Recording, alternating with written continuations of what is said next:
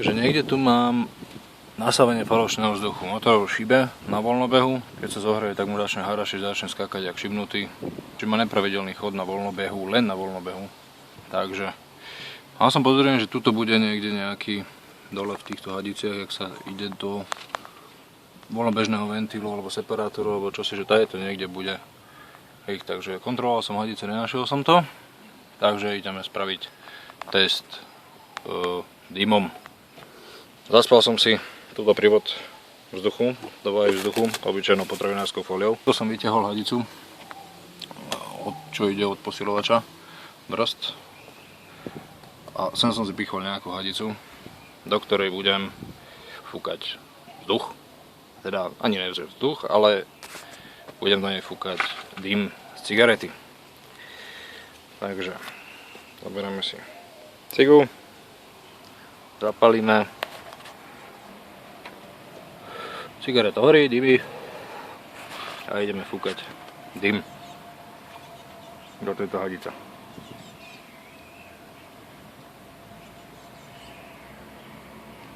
A budeme čakať, kedy sa niekde objaví nejaký dym. Takže budeme to sledovať. Pozrieme, mám sem niekde. Tak uvidíme. Samozrejme nevdychujem ten dym len do huby a do hadice. Palím ma z toho papula.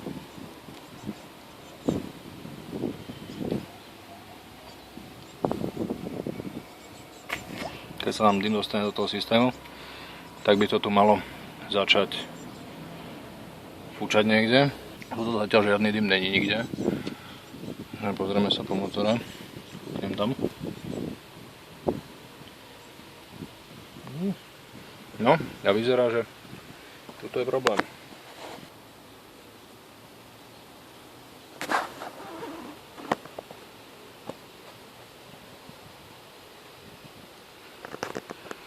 Takže mám netesnosť pod vekom ventúrov.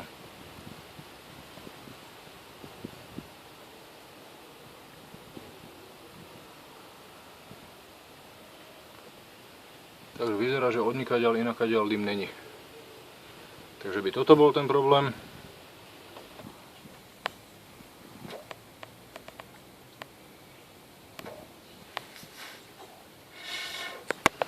Dobre, tak sa to pomôže. Uvidím. Keby čosi, tak skúsim. A to dosť ešte. Tak možno niekomu toto pomôže. Čaute.